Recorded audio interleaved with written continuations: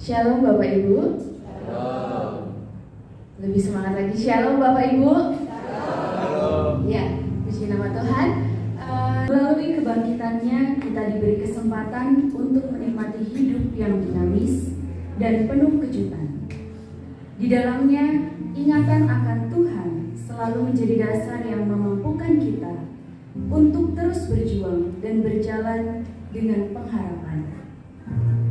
Ia yang mulia sudah, sedang, dan akan terus berkarya bersama ciptaannya dalam mengisi dan mewarnai kehidupan ini dengan penuh makna.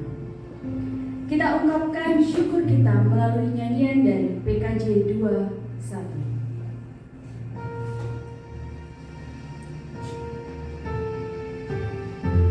Umat dimohon berdiri.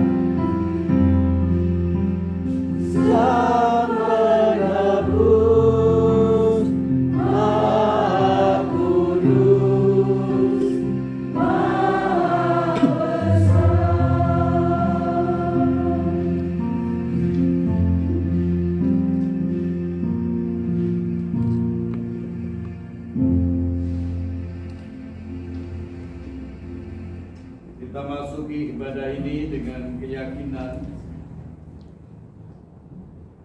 bahwa penolong kita adalah Tuhan yang menciptakan langit, bumi, dan segala isinya, dan yang setia menepati janji keselamatan yang telah dinyatakannya. Kasih karunia dari Allah Bapa kita, dari Tuhan kita Yesus Kristus, menyertai saudara sekalian. Amin. Jemaat dipersilakan.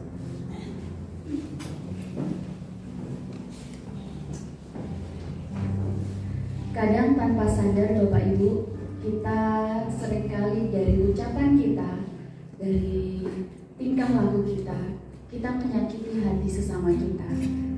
Kadang apa yang kita ucapkan kita lupa, tapi di hati orang yang mendengar itu masih membekas. Tuhan, bila hati kawanku.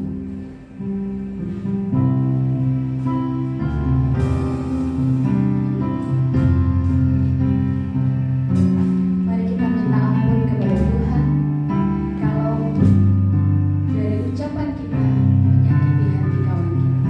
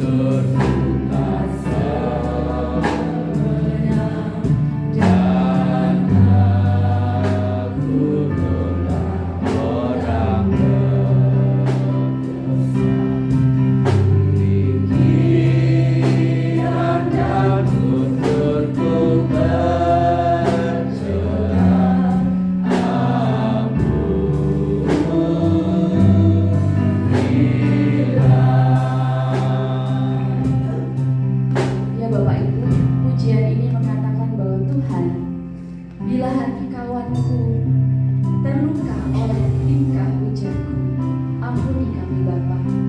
Bapak Ibu, biarlah pujian ini bukan hanya kita pujikan, tapi juga kita dalam hati kita.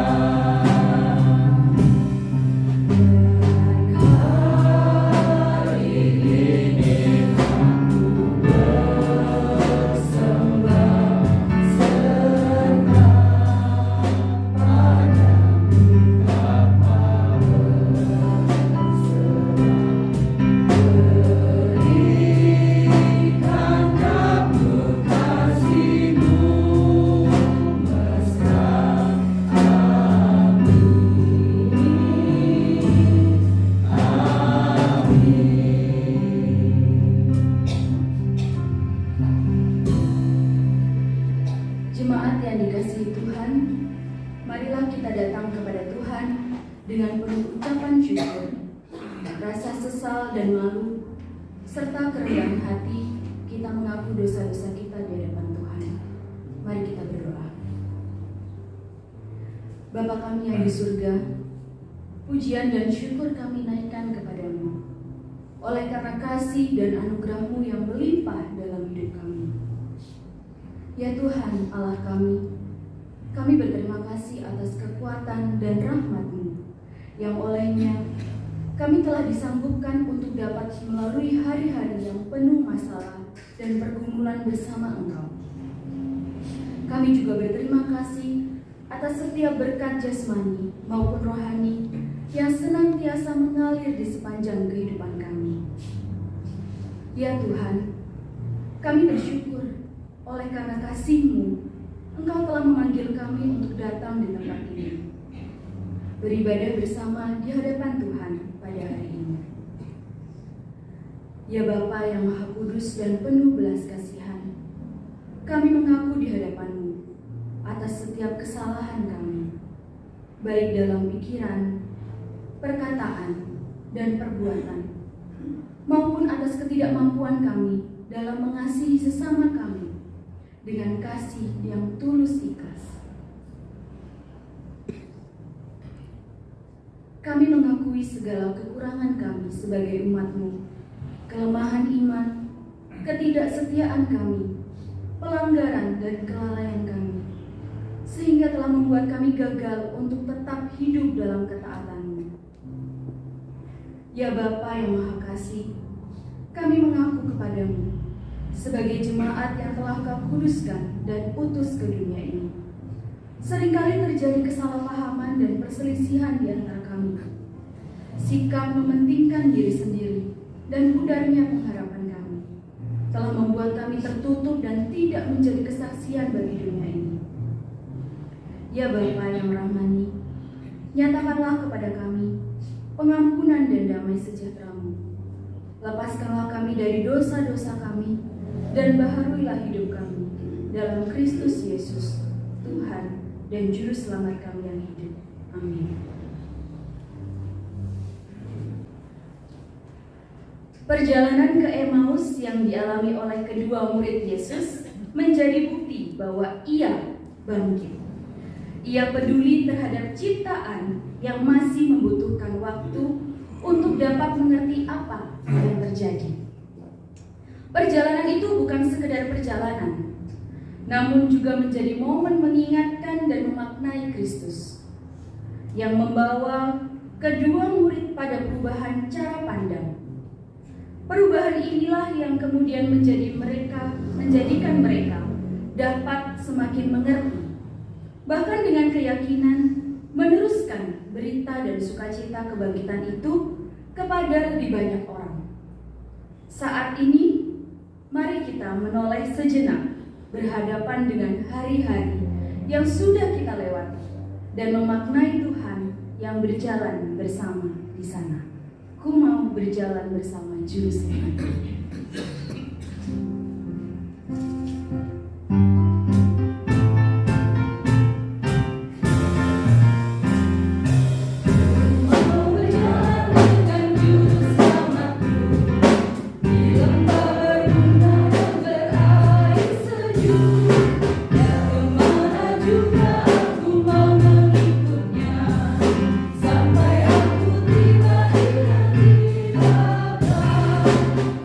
Itu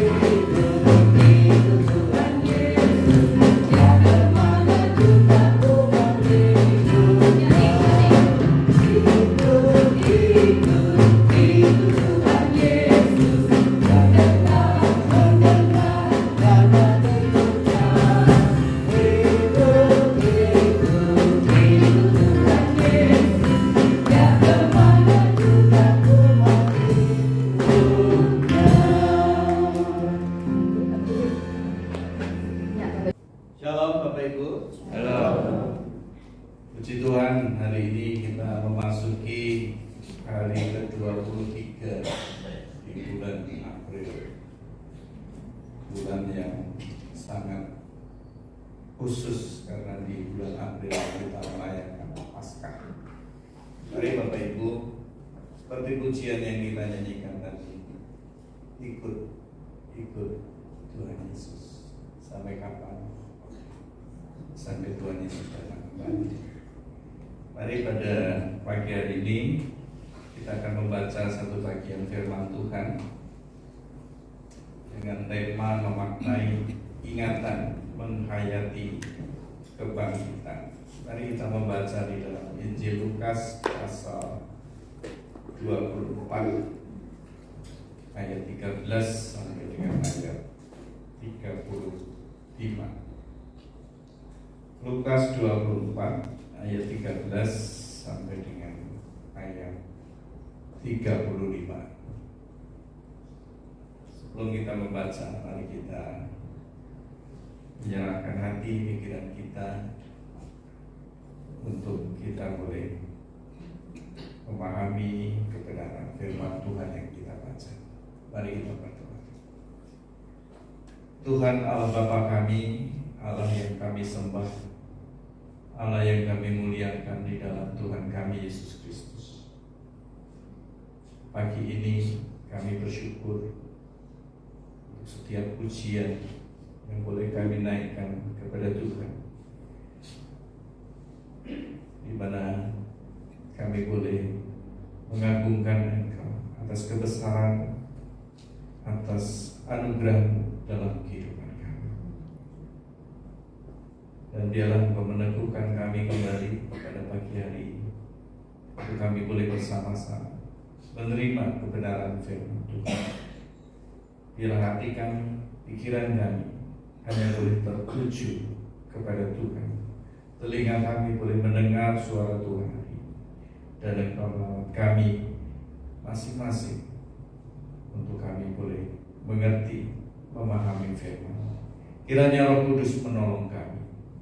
Di dalam nama Tuhan Yesus Kristus kami menyerahkan waktu ini. Amin.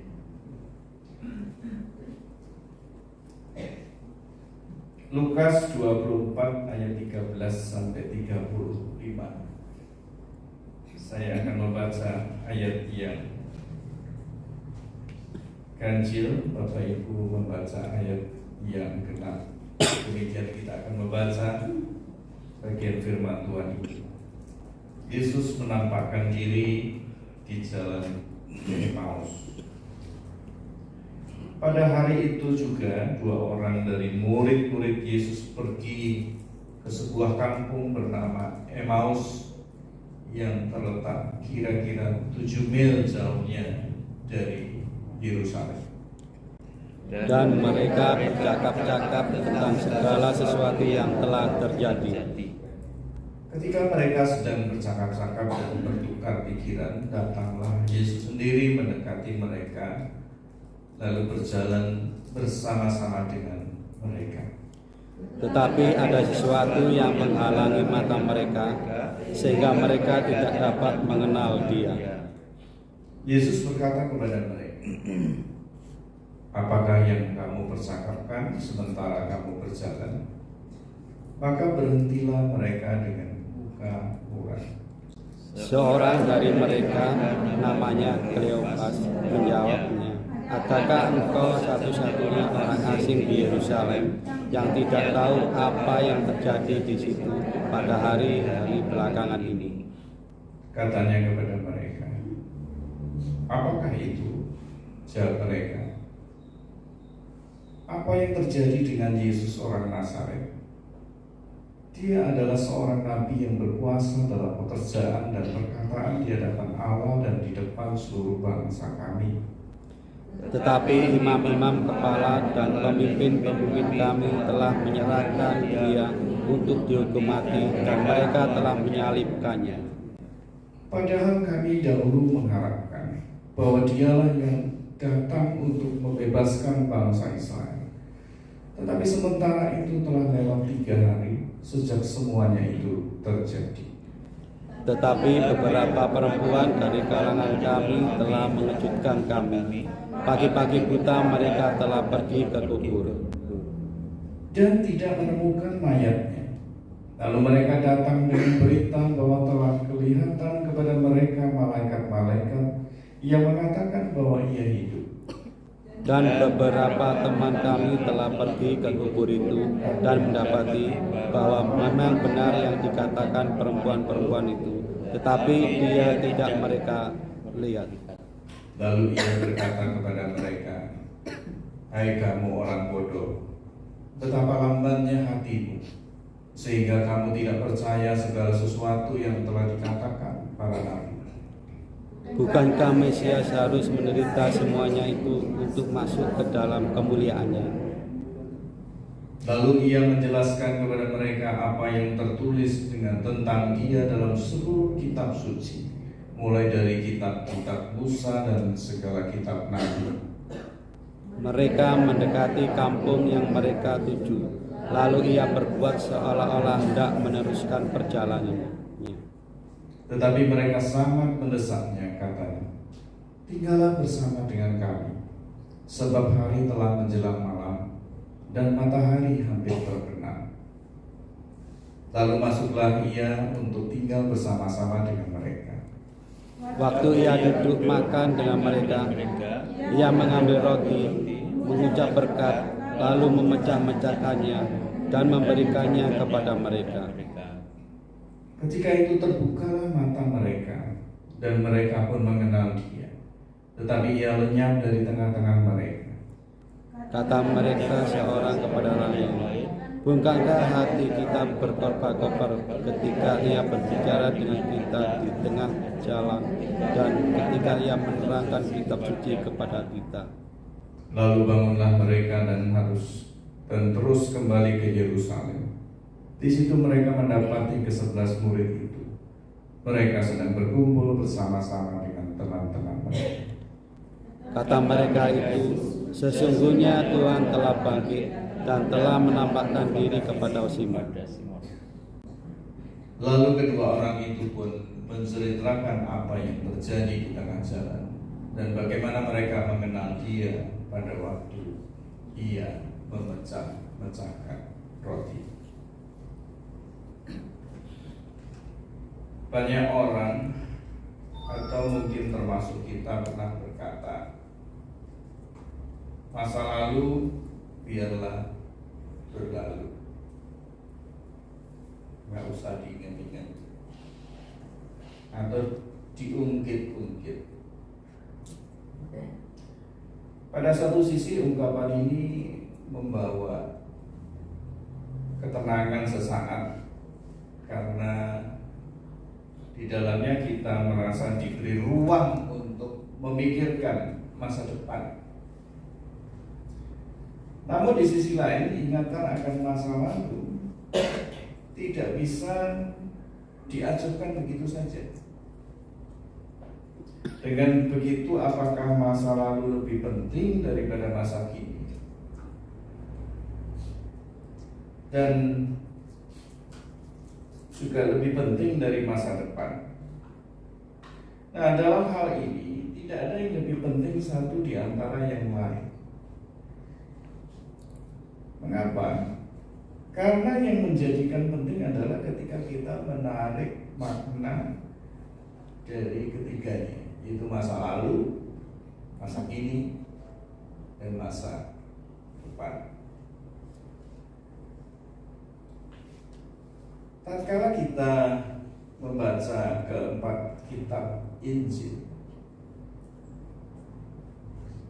khususnya peristiwa kebangkitan Tuhan Yesus yang beberapa minggu ini kita sudah peringati, kita seringkali lupa bahwa betapa sulitnya, betapa sukarnya murid-murid Tuhan Yesus untuk mengaminkan atau mempercayai apa yang sebenarnya mereka lihat dengan mata kepala mereka sendiri.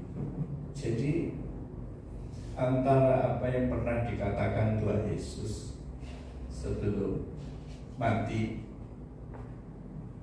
sampai kematiannya, sampai kebangkitan, mereka ini masih bingung-bingung. Mereka itu masih berpikir ini sesuatu yang nyata, atau mungkin mereka hanya berhalusinasi saja. Karena kedukaan yang begitu mendalam, karena kematian Tuhan mereka, guru mereka sangat sedih, dan mereka berpikir mungkin ini hanya khayalan kita saja, bukan sesuatu yang nyata. Peristiwa yang ajaib sekitar 2000 tahun lalu yang ditandai dengan kubur yang kosong, ya kan? Tidak sanggup meyakinkan mereka bahwa Yesus itu bangkit.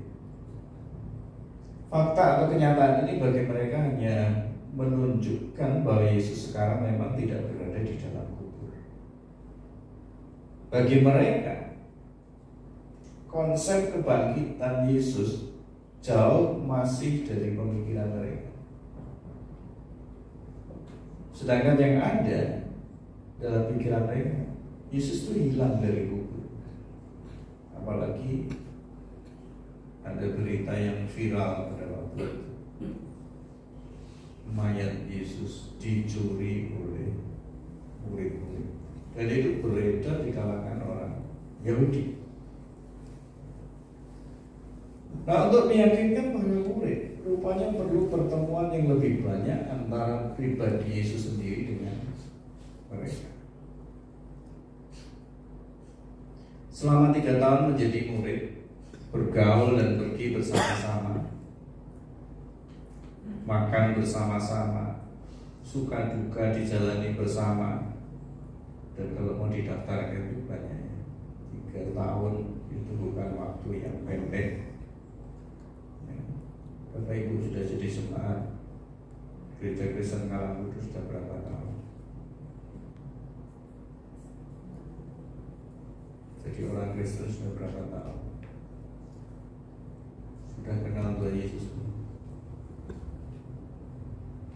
Sudah pernah merasakan seperti murid-murid bergaul, pergi, berjalan bersama-sama, makan bersama?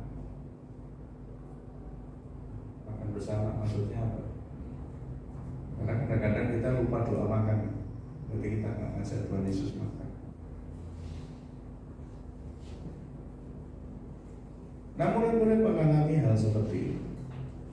Seorang penulis bernama Friedrich, ya saya agak susah bacanya ini, Burner, ya, sangat terpesona melihat kualitas dalam peristiwa penampakan Tuhan Yesus setelah minggu kebangkitannya.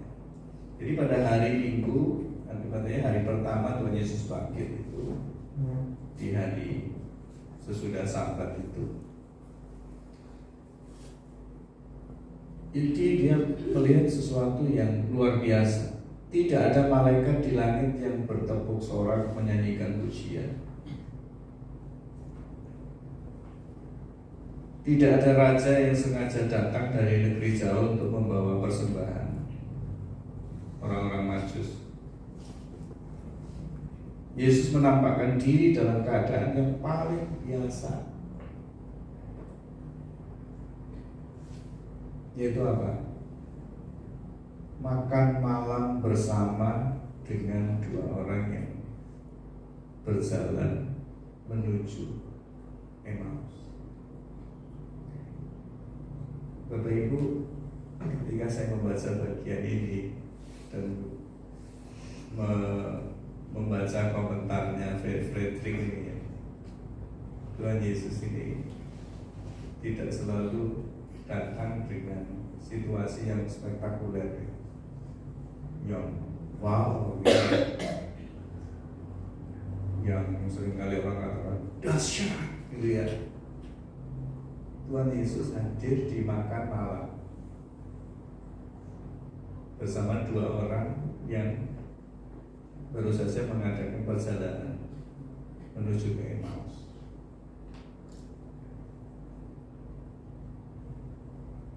Bahkan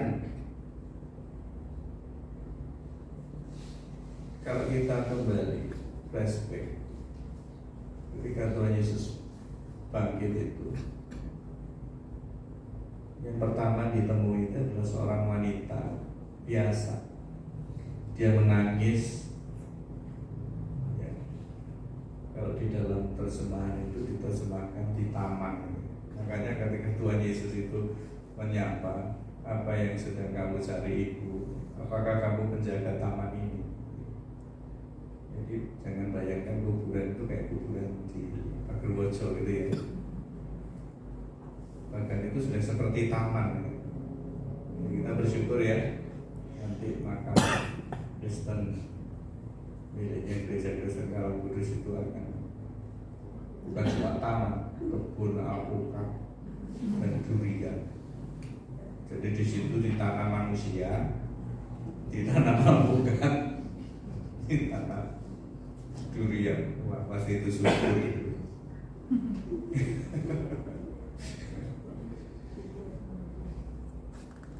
Jadi pada waktu itu makam itu bukan sesuatu yang menakutkan, dan kita berharap makam Kristen itu bukan sesuatu yang menakutkan, tapi itu jadi tempat rekreasi. Ya, jadi Bapak Ibu, ini ada sesuatu yang luar biasa. Bagian Alkitab yang kita baca pada pagi hari ini menceritakan tentang penampakan diri Tuhan Yesus di Emmaus, satu desa yang kurang lebih jaraknya itu dari dikatakan berapa? 7 mil. 7 mil itu antara 11 sampai 12 kilo. Jadi kira-kira dari sini sampai di Klemunan sana, hampir sampai Ulingi. Ya, karena dulu saya ngantar anak-anak sekolah ke Ulingi, jadi sampai hafal itu jaraknya. Dari tempat ini ke Ulingi 13 kilo. Jadi kurang lebih jalannya seperti itu.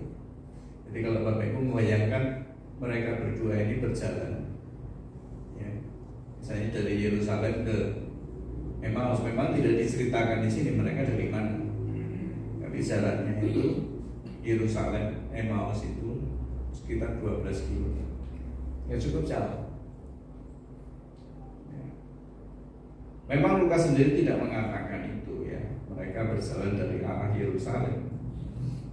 Ya, kedua orang ini dikatakan sedang mempercakapkan tentang apa yang terjadi. Bahkan Alkitab tidak mencatat apakah mereka sedang bertukar pikiran atau sedang berdiskusi atau sedang berdebat tentang kebangkitan Tuhan Yesus, atau berbantah-bantahan. Mungkin ada ketidaksepakatan mereka tentang isu-isu yang terjadi di luar sana, antara Yesus benar-benar bangkit atau Yesus ini sedang hanya rekayasa saja kebangkitannya karena mayatnya dicuri murid-muridnya. Bahkan desas-desus yang mereka bicarakan rupanya bukan rahasia lagi, ini sudah menjadi rahasia umum pada waktu itu. Berita yang diperoleh dari para wanita yang terlebih dahulu pergi ke kubur, bahkan teman mereka, salah seorang murid Tuhan Yesus, Petrus, dia datang membuktikan sendiri ke kubur, dan kubur itu kosong, yang ada di situ hanya kain kafan, tidak ada mayat Tuhan Yesus di situ. Nah, sebenarnya semua itu sudah jelas gitu ya. Tetapi murid yang mana yang bisa begitu gampang menerima berita itu? Bukankah baru berapa hari yang lalu Yesus itu mati tergantung di kayu salib dan dikuburkan? Bagi para murid, pengharapan akan seolah menjadi kosong.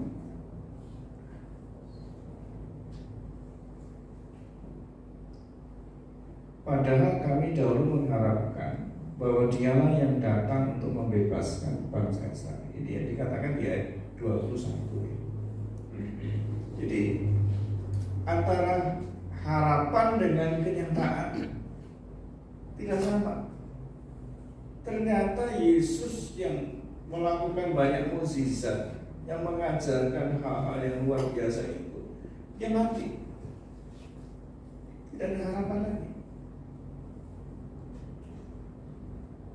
Ada nada kecewa, terutama dari seorang yang di antara dua itu namanya Kleopas. Jadi ibaratnya senja, itu kan sudah menjelang malam. Senja di Emmaus merupakan momen penting bagi Tuhan Yesus untuk memperbaharui konsep murid-murid yang sudah mulai luntur. Mereka yang tadinya itu semangat mengikut Tuhan Yesus, tiba-tiba itu kayak disiram air, jadi loyo gitu. Nah Bapak Ibu, ada 3 hal yang bisa kita pelajari berhubungan dengan apa yang terjadi dalam perjalanan ke Emmaus ini. Artinya senja di Emmaus ya. Yang pertama, di Emmaus ini ada satu peristiwa yang mengubah yang ragu menjadi percaya. Yang ragu menjadi percaya. Secara manusia, bagi murid-murid, peristiwa penyaliban Tuhan Yesus merupakan satu kekalahan yang besar. Yesus yang merupakan Sang Guru Agung, kenyataannya sekarang mati dengan cara yang bukan hanya konyol, mengenaskan. Ini sesuatu yang tidak masuk akal. Itulah sebabnya tatkala dikatakan bahwa Tuhan Yesus sudah bangkit, tidak semua murid bisa menerima begitu saja. Saya tidak mengatakan tidak menerima, tidak bisa menerima begitu saja. Dan yang luar biasa, Tuhan Yesus tahu kondisi murid-murid itu. Tuhan Yesus tahu kalau murid-muridnya itu hatinya tergoncang luar biasa. Dan berita tentang kebangkitan Yesus itu, kalau mereka belum bisa menerima sepenuhnya, Tuhan Yesus juga paham. Murid-muridnya menjadi begitu ragu akan kemampuan Tuhan Yesus. Mungkin mereka berpikir, ya memang dulu benar dia pernah membuat air menjadi anggur. Benar dulu dia pernah menyembuhkan orang sakit dan lumpuh. Bahkan ia dulu pernah membangkitkan Lazarus yang mati. Benar ia dulu pernah memelekkan mata orang buta, tetapi sekarang ia sudah kalah. Ya, dia tergantung di salib. Bagaimana mungkin ia bisa bangkit? Padahal Yesus sendiri sudah mengatakan peristiwa kebangkitannya yaitu pada hari yang ketiga.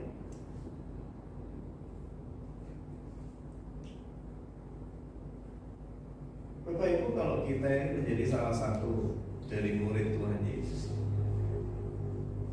dan sebelum kisah sengsara itu disampaikan, Tuhan Yesus katakan pada hari yang ketiga sesudah kematian anak manusia itu akan bangkit. Anda sudah dikasih tahu ya. Saya bayangkan kalau murid-murid itu sudah dikasih tahu ya, mereka kan lebih gak percaya lagi gitu. Sudah dikasih tahu aja masih ragu. Murid-murid tidak menganggap hal itu sesuatu yang serius, karena pikiran mereka nggak terima kalau Yesus ini mati. Gitu. Yesus yang mereka lihat seorang pribadi yang luar biasa ini kenapa harus mati? Gitu loh. Nggak mungkin.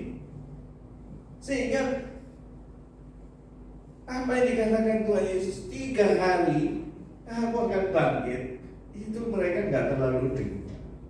Mereka tidak terlalu menganggap itu sesuatu yang serius, sehingga semua murid lupa akan hal itu.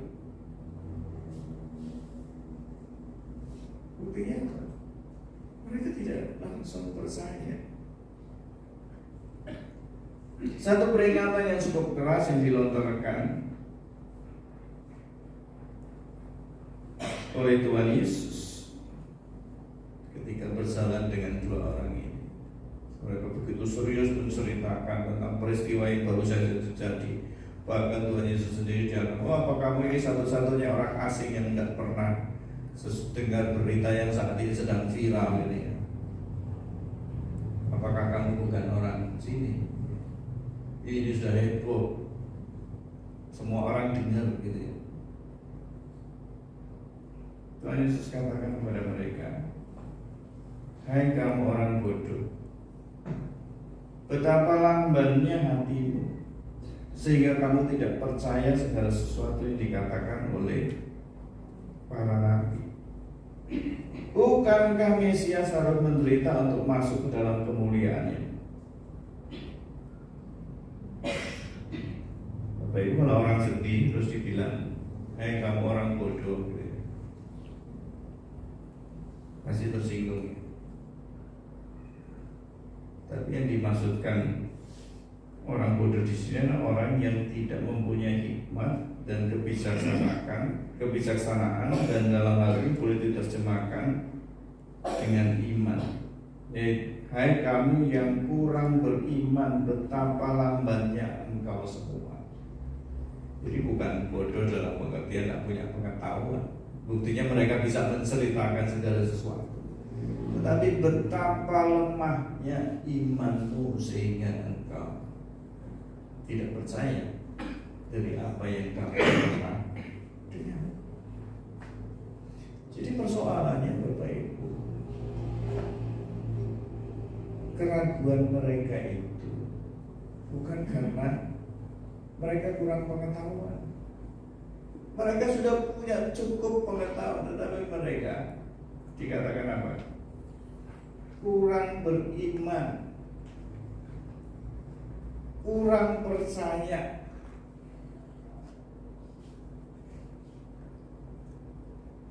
Apakah itu juga pernah kita alami? Kita menjadi orang yang kurang percaya.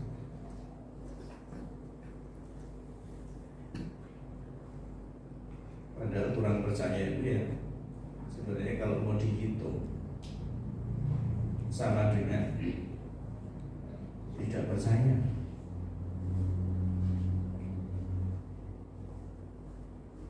Bapak Ibu, masak sayur kurang matang,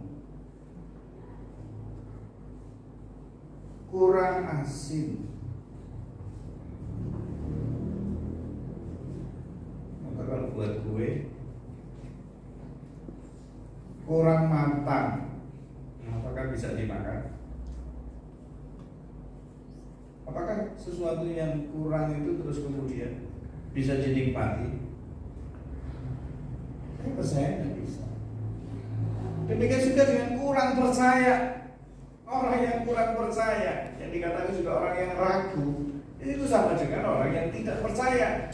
Nah, orang yang tidak percaya akhirnya apa? Dia juga tidak bisa mempercayai fakta yang ada.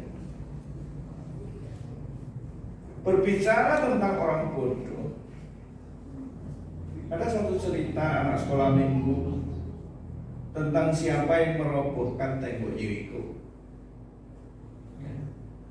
Ini guru-guru sekolah minggu pasti paham ini. Atau yang pernah jadi anak sekolah minggu paham ini.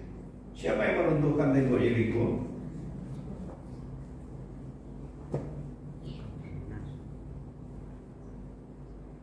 Bukan saya, Pak. Iya benar, bukan saya. Pada satu hari Pak Pendeta mempunyai kesempatan untuk mengunjungi kelas-kelas sekolah minggu. Lalu Pak Pendeta bertanya kepada murid-murid sekolah minggu. Pertanyaannya seperti tadi, Anak-anak, siapakah yang meruntuhkan tembok Yeriko? Semua murid terdiam, tidak ada yang menjawab. Kemudian pendeta mengulangi lagi pertanyaan. Anak-anak, siapa yang meruntuhkan tembok Yeriko? Murid-murid sekolah minggu tetap diam dan semua tertunduk. Dan untuk ketiga kalinya pendeta itu bertanya kepada satu orang, namanya Veronica. Veronica, dengar ya, Bapak mau nanya sama kamu, siapa yang meruntuhkan tembok Yeriko? Ini anak sekolah minggu ini mungkin kelas kecil atau kelas tengah gitu ya.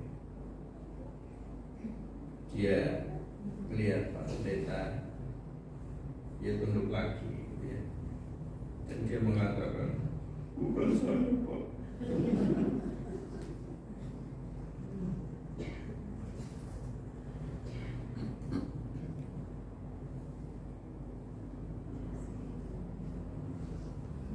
Guru sekolah minggu merasa kasihan melihat anak ini dan dia mengatakan kepada pendeta, benar Pak Pendeta, Veronica ini anak yang baik. Dia tidak mungkin meruntuhkan tembok Yeriko. Bapak Ibu bisa bayangkan Pak Pendeta ini ya. Dia begitu kaget dan hampir pingsan dengan jawaban guru sekolah minggu ini. Karena apa? Dia berpikir yang diceritakan guru sekolah minggu ini apa ya sama anak-anak sekolah minggu. Sampai mereka nggak tahu siapa yang meruntuhkan tembok Yeriko.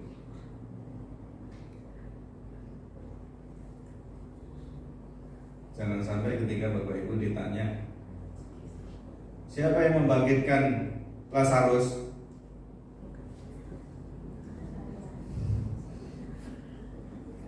jangan bilang bukan saya. Nah Bapak Ibu, pengetahuan saja, pengetahuan itu penting Bapak Ibu. Tetapi pengetahuan akan kebenaran firman Tuhan itu harus kita gabungkan dengan iman, dengan percaya kita. Ya. Jadi peristiwa di Emmaus ini membukakan mata kedua orang ini, Kleopas bersama dengan temannya.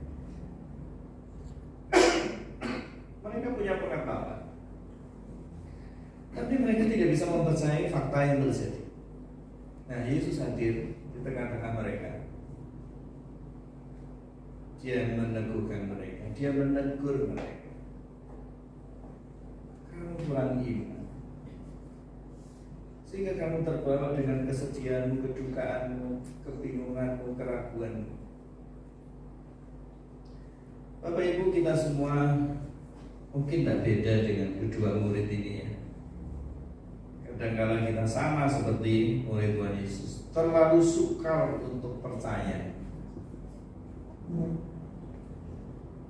Apalagi ketika kita menghadapi kesulitan yang tidak pernah selesai, silih berganti, satu belum selesai sudah datang lagi. Di sana sini ada kerusuhan, bahkan kejahatan kita lihat di mana-mana. Kita sudah berdoa, bahkan kemarin kita puasa ya. Puasanya batal kan? Atau membatalkan puasa? Sudah berdoa, bahkan puasa, kesulitan terus melanda. Bagaimana kita bisa percaya pada Yesus?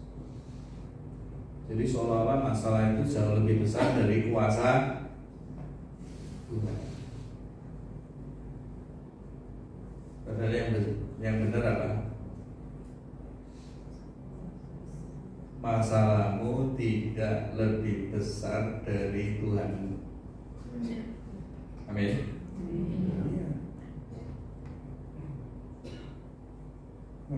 kita nggak percaya. Kita boleh baca Alkitab setiap hari, kita berdoa setiap hari, kita beribadah setiap saat. Tapi pertanyaannya, apakah engkau percaya dengan apa yang kamu baca, dengan apa yang kamu doakan? Apakah engkau percaya? Seringkali saya katakan apa? Ketika kita berdoa setelah amin, kita masih bingung. Kita masih cari solusi.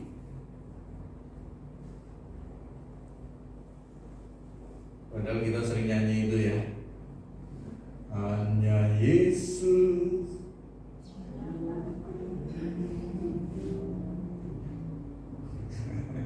Lagunya itu hanya Yesus jawaban hidupku. Jadi apapun pertanyaannya, jawabannya Yesus. Tapi saya kasih tahu anak-anaknya kalau usia. Jadi apapun pertanyaannya, jawabnya Yesus semua, kan repot gurunya. Untuk semua masalah kita bisa dijawab ketika kita datang kepada Tuhan Yesus. Yang kedua, peristiwa senja di Emmaus mengubah kesia-siaan menjadi kesempatan. Murid-murid Yesus begitu terbuai dengan pengharapan mereka, sehingga tatkala apa yang mereka harapkan itu tidak terwujud, mereka begitu kecewa. Ya, seakan-akan apa yang mereka lakukan itu sia-sia, percuma jadi pengikut Yesus ya. Contoh konkretnya Petrus ya, yang merasa lebih baik untuk kembali ke pekerjaannya, makanya dia ajak teman-temannya, aku mau balik jadi nelayan. Jadi teman-temannya ikut semua gitu ya.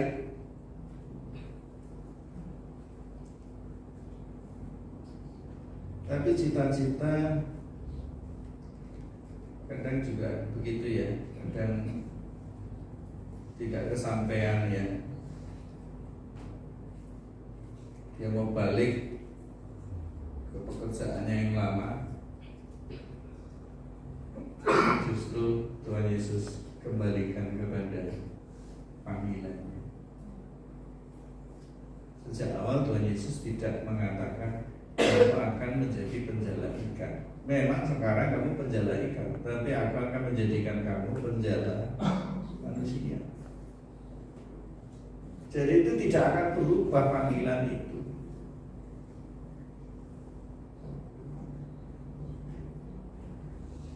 Sekarang Tuhan Yesus sudah berada bersama dengan mereka di hadapan mereka, tetapi Yesus tidak dikenal gitu ya.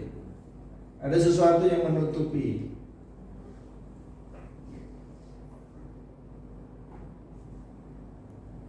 Ada yang mengatakan bahwa Yesus tidak dikenal karena murid-murid itu berjalan ke arah barat dan mata mereka begitu silau dengan matahari,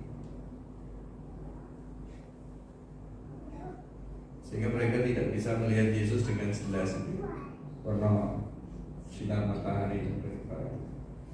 Ya, ini tidak sesuai dengan apa yang dimaksudkan penulis Injil Lukas ini ya.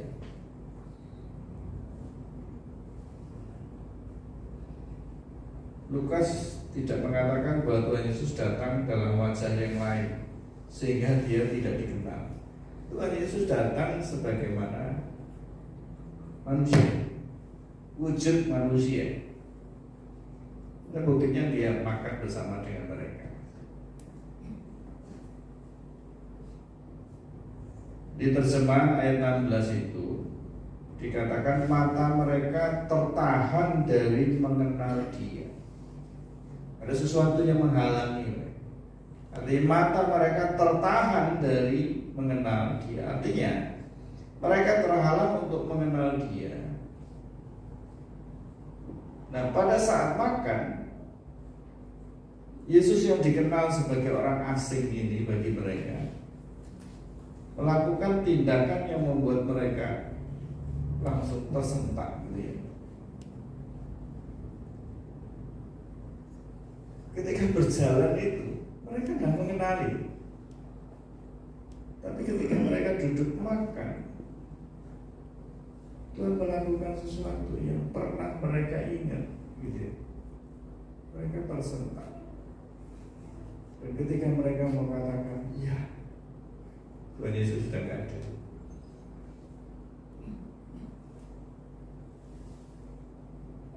Jadi dari apa yang dilakukan Tuhan Yesus, mereka mengenali Yesus. Artinya apa, Bapak Ibu? Untuk kita bisa mengenal Tuhan Yesus, kita juga harus mengingat apa yang Tuhan Yesus sudah lakukan. Artinya apa juga? Setiap kita punya pengalaman pribadi dengan Tuhan. Ketika mereka makan bersama dengan Yesus, itu ada pengalaman khusus bagi mereka. Dan itulah yang membuat mereka mengingatkan hal itu dan mengenali Yesus. Di dalam Perjanjian Lama, ketika 12 orang pengintai itu diutus menyelidiki keadaan kota Kanaan, apa yang terjadi? 10 orang pulang dengan bersungguh-sungguh. Wah, mereka katakan sulit, nggak mungkin, di sana banyak raksasa. Wah, banyak cerita-cerita yang menakutkan. Tetapi lain halnya dengan Yosua.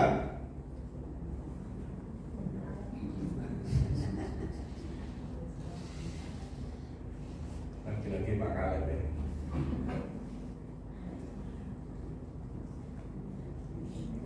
Sekali nama Pak Kaleb disebut ini, Pak Kaleb sekarang merasa bangga punya nama itu. Dulu ketika dibaptis itu, saya ingat betul Pak Kaleb itu protes, jeneng soalnya salah baca. Harusnya dibaca Kaleb, dibaca Kaleb. Makanya nggak suka. Tapi setelah Pak Kaleb tahu ceritanya, saya ini adalah seorang luar biasa bersama dengan Yosua. Tapi Yosua sudah mati ya kan? Dibunuh sambung.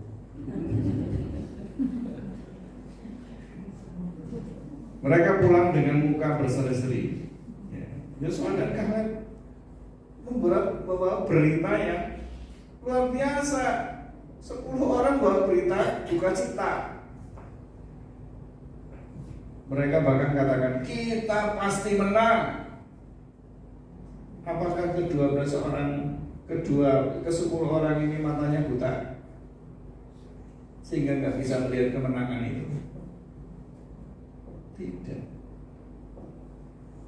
12 orang yang mengintai itu semuanya matanya sama, Bapak. Sehat semua.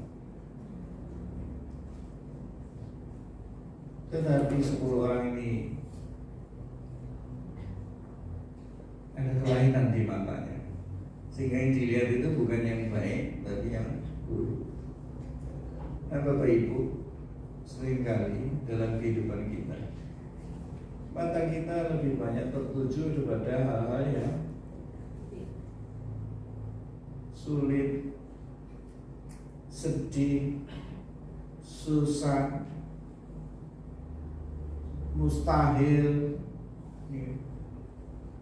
nggak mungkin, ya. Bedanya mustahil sama nggak mungkin apa ya?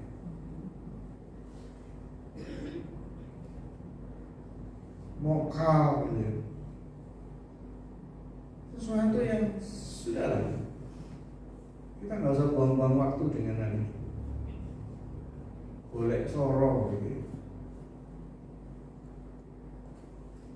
Tapi 2 orang ini, Yosua dan Kaleb, kita bisa menghadapi, kita masuk. Bahkan mereka pulang membawa bukti di sana adalah negeri yang limpah dengan susu dan madu. Jadi yang dilihat bukan raksasanya, apa yang indah di sana. Ya, makanya Bapak Ibu, kita ini hidup nggak tahu berapa lama lagi ya. Jangan lihat yang susah-susah, yang indah-indah itu. Ya, makanya kita harus selalu menjaga kesehatan mata kita, khususnya mata rohani kita. Yang terakhir, di Emmaus terjadi perubahan, kegagalan menjadi kemenangan. Tuhan Yesus terus-menerus memperlihatkan dirinya kepada murid-murid ini. Kalau dihitung itu ada kurang lebih 12 kali. Masa Pak Dwi dibaca Alkitab kita 12 kali. Saya tunjukkan nanti Bapak Ibu saat itu. Ini 12 kali. Tatkala kedua orang ini bergegas kembali ke Yerusalem, bayangkan Bapak Ibu tadi jaraknya berapa? 12 kilo. Bapak Ibu mau kayak gitu?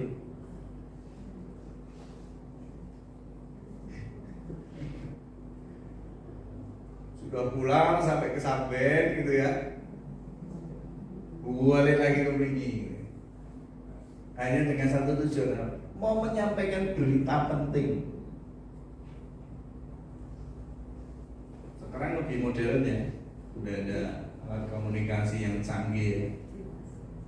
Itu pun kita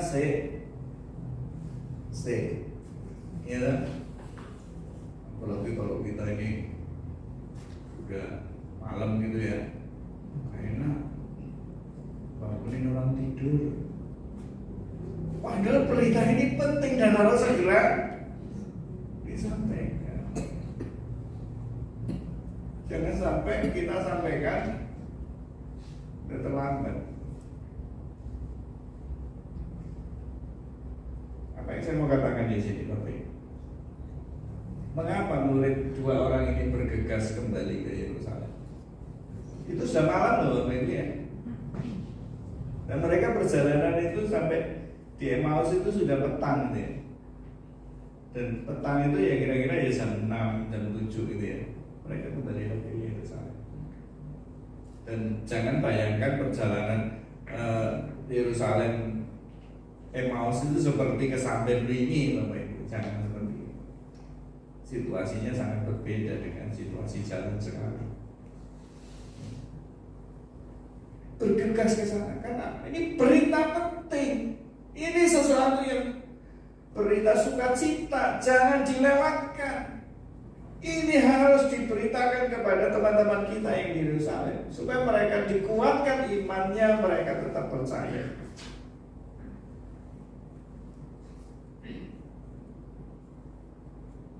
Sudah sekian tahun kita jadi orang Kristen.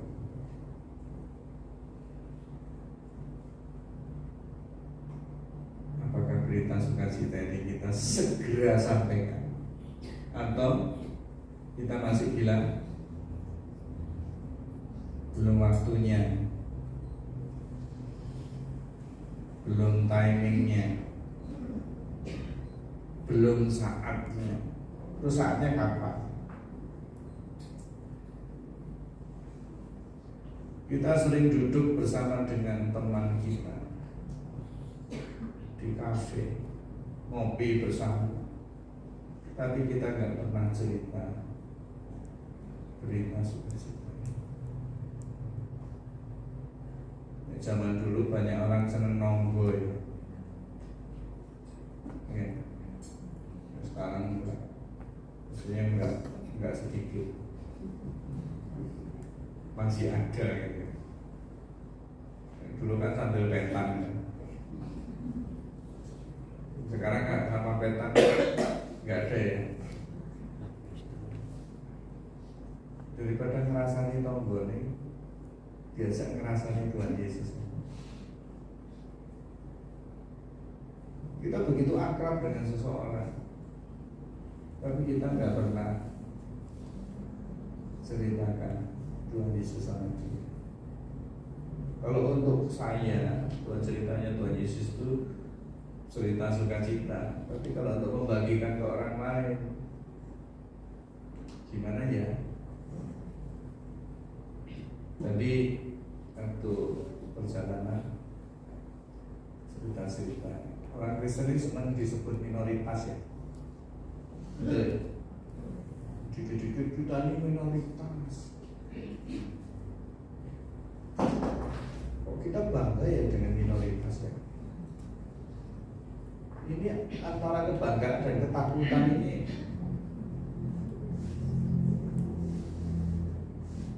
hanya selisihnya tipis nih. Bapak Ibu, kalau misalnya dibandingkan minoritas gitu ya, kita satu, orang non Kristen 100 gitu ya. Apalah artinya satu itu? Gak ada artinya. 1 banding 100 gak ada. Jangankan 1 banding 100, 1 banding 50 mana yang lebih kuat? Pasti 50. 100 lebih kuat. Kenapa yang satu ini ditakuti? Dulu Bapak Ibu, kita harus berpikir begitu. Kenapa kita menjadi merasa kecil, kita merasa sedikit ya, di tengah-tengah yang banyak? Justru yang sedikit ini Bapak Ibu kalau masak, garamnya berapa sendok? Halo? 10 sendok. Masak 1 panci gitu ya.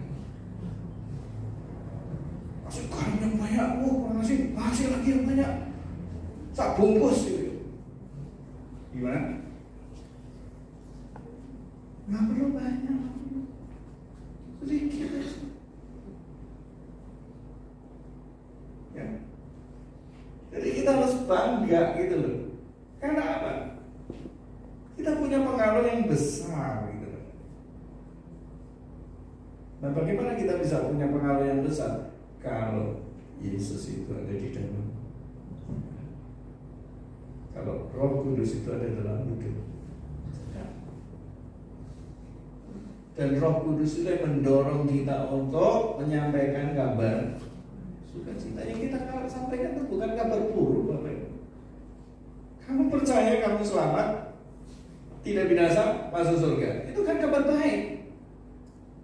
Kenapa kita takut menyampaikan kabar? Nanti kalau nggak mau terima, ya biarin aja nggak mau terima. Yang penting kita sudah sampaikan. Kan firman Tuhan katakan apa? Beritakan kabar baik. Pergilah, jadikan semua bangsa muridku. Beritakanlah kabar baik. Kita tidak disuruh untuk mempertobatkan orang. Pertobatan itu adalah pekerjaan Roh Kudus. Kalau orang itu hanya sudah dijamah Roh Kudus, kita sampaikan kabar baik, dia pasti terima. Kalau enggak, dia akan tolak. Enggak masalah. Tapi jangan sampai kita sepanjang hidup kita jadi pengikut Kristus, kita enggak pernah ngomong apa-apa. Saya selalu ingatkan kepada Bapak Ibu, jangan sampai kita ini punya keluarga, punya saudara, kita punya teman, kerabat, kita bisa enjoy bersama dengan dia, tetapi kita diam-diam aja ketika dia ini berjalan menuju kebinasaan.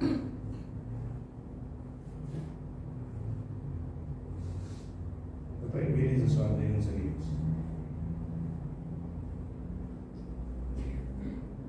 Jangan biarkan orang-orang di sekitar kita ini dirampas oleh iblis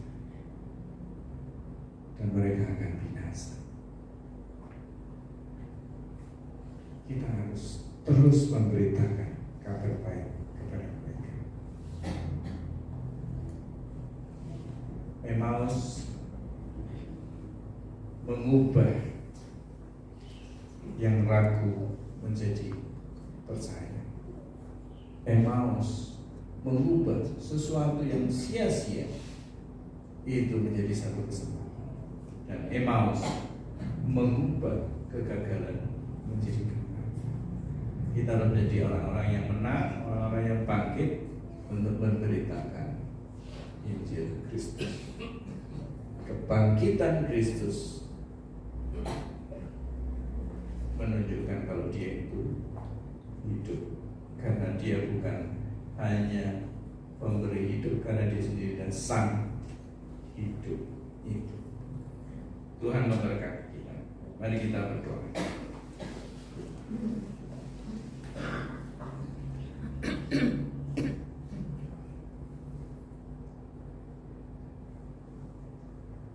Tuhan, seringkali ketika hari menjelang petang, keadaan kadang-kadang menjadi begitu suram,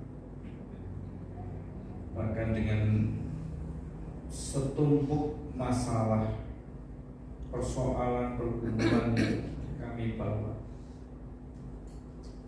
seolah-olah membuat kami tidak berdaya dan kami tidak mampu untuk berjalan.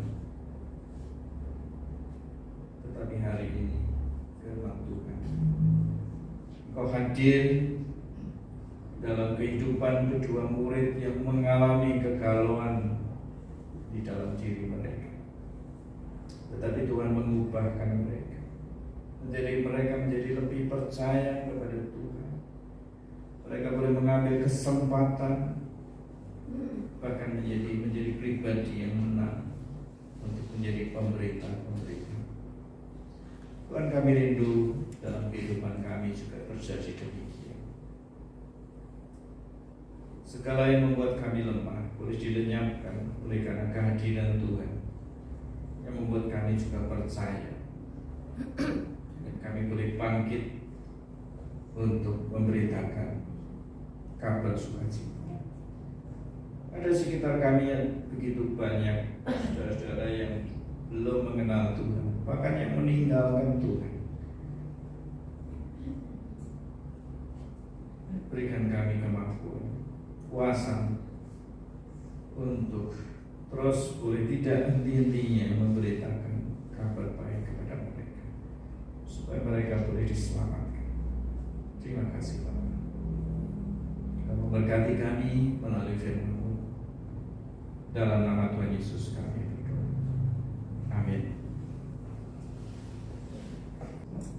Bersama dengan umat Allah di sepanjang masa, mari kita ikrarkan dan kita teguhkan kembali akan apa yang kita imani dengan bersama mengucapkan pengakuan iman rasuli. Aku percaya kepada Allah, Bapa yang Maha Kuasa, Khalik langit dan bumi, dan kepada Yesus Kristus, Anaknya yang tunggal Tuhan kita, yang dikandung daripada Roh Kudus, lahir dari anak darah Maria, yang menderita sengsara di bawah pemerintahan Pontius Pilatus, disalibkan, mati dan dikuburkan, turun dalam kerajaan. Pada hari yang ketiga, bangkit pula dari antara orang mati, naik ke surga, duduk di sebelah kanan Allah, Bapa yang Maha Kuasa, dan dari sana Ia akan datang untuk menghakimi orang yang hidup dan yang mati. Aku percaya kepada Roh Kudus, gereja yang kudus dan persekutuan orang kudus, pengampunan dosa, kebangkitan tubuh, dan hidup yang kekal. Amin. Jemaat Islam.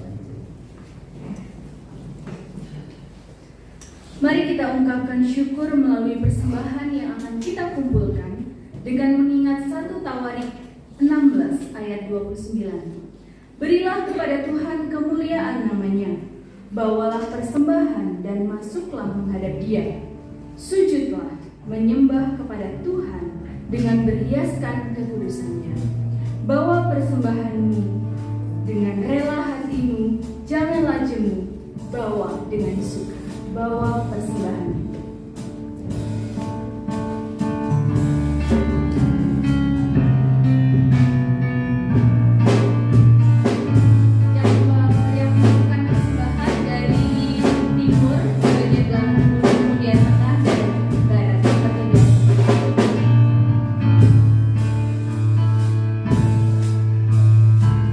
Bawa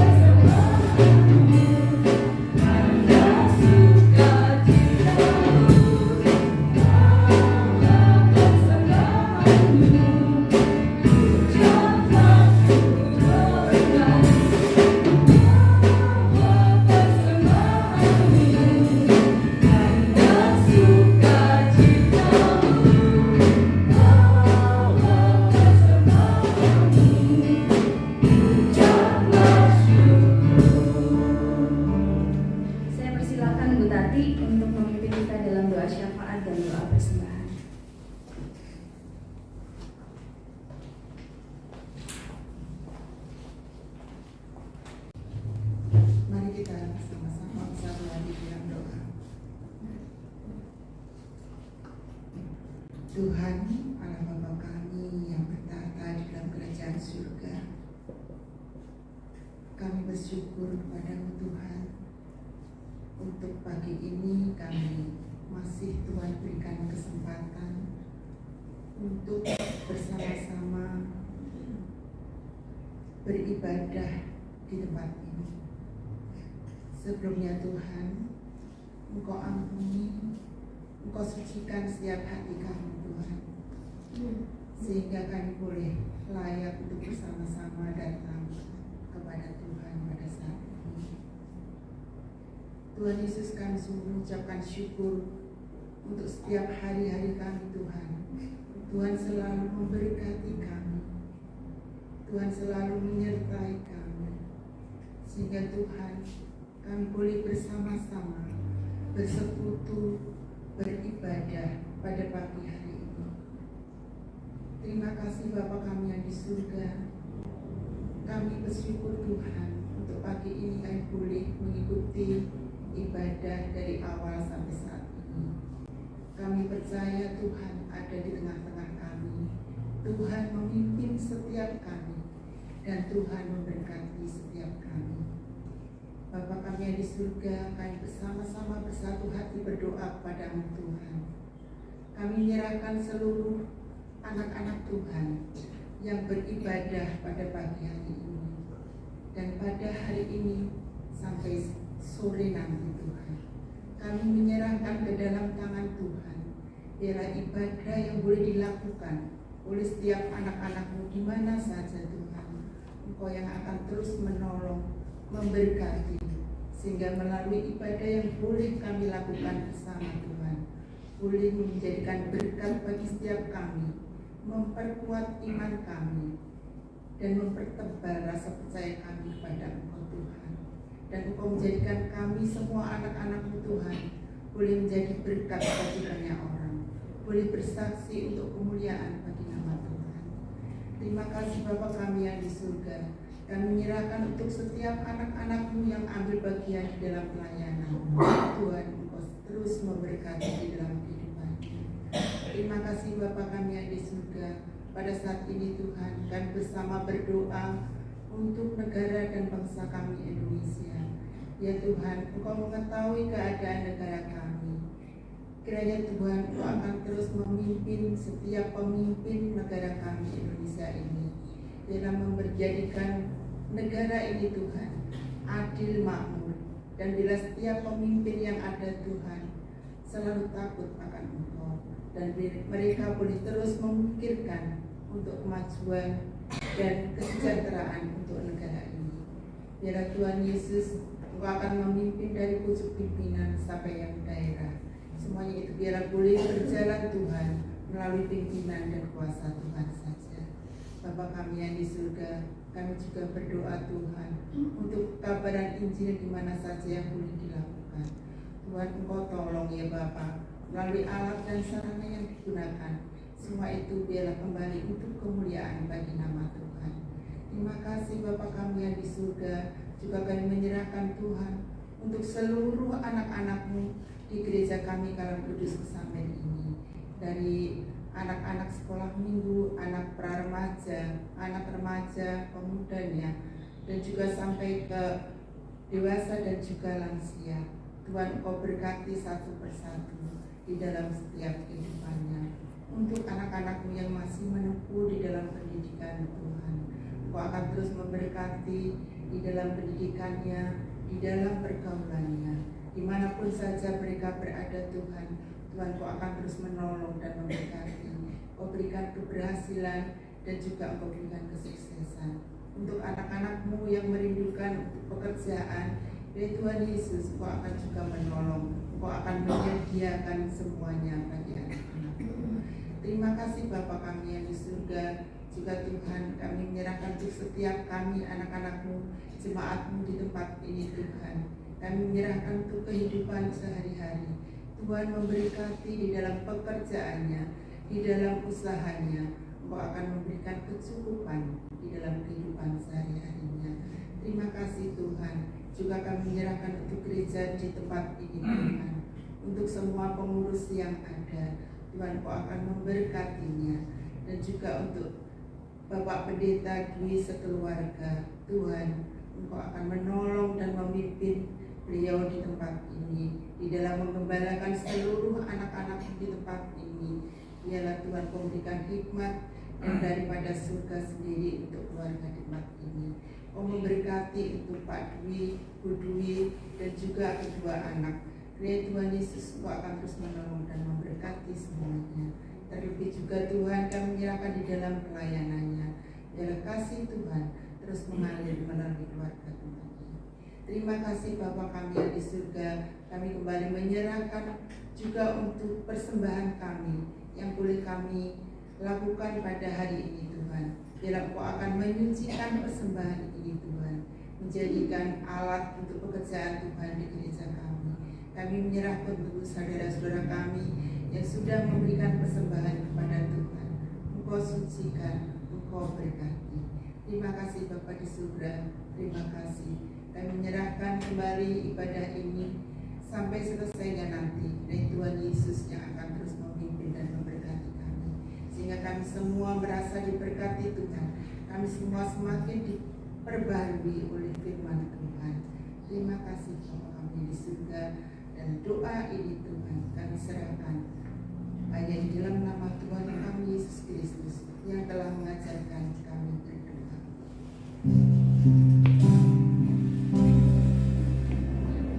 Kami yang ada di surga, dikuduskanlah nama-Mu, datanglah kerajaan-Mu, jadilah kehendak-Mu di bumi seperti di surga. Beri kami hari ini makanan yang secukupnya. Ampuni salah kami, seperti kami ampuni yang bersalah pada kami. Jangan bawa kami dalam pencobaan,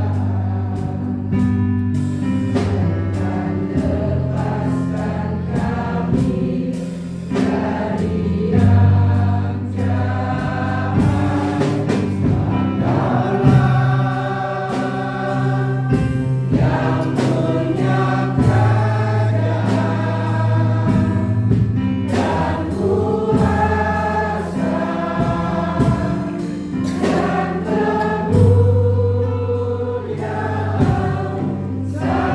dan kemuliaan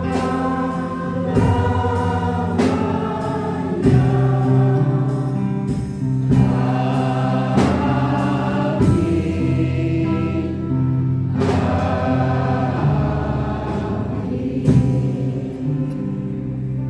Terima kasih. Kembalilah menapaki hari-hari yang ada dengan selalu mengingat dan memaknai Kristus yang berkarya bersama kita. Sandarkanlah segala beban dan kekhawatiran kita hanya kepada Dia yang bangkit. Indah, mulia, bahagia, penuh.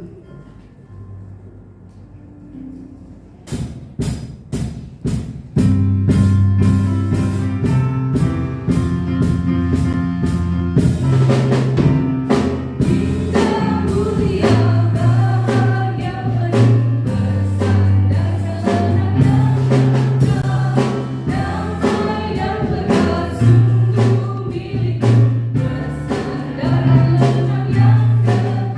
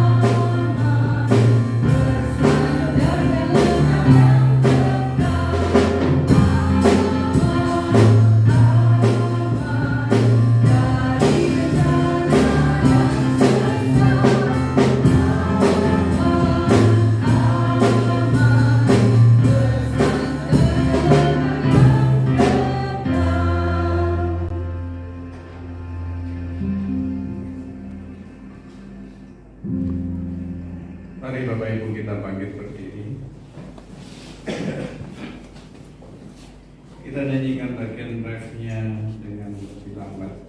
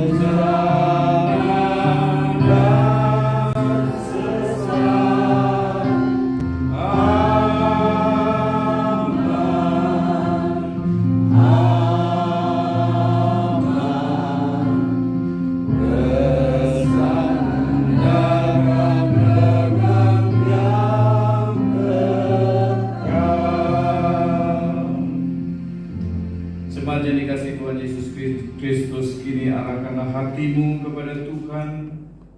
Siap sedialah untuk menjalankan tugas pengutusan darinya, dan terimalah berkat Tuhan. Tuhan memberkati engkau dan melindungi engkau. Tuhan menyinari engkau dengan wajah-Nya dan memberi engkau kasih karunia. Tuhan menghadapkan wajah-Nya kepadamu dan memberi engkau damai sejahtera. Haleluya. Amin.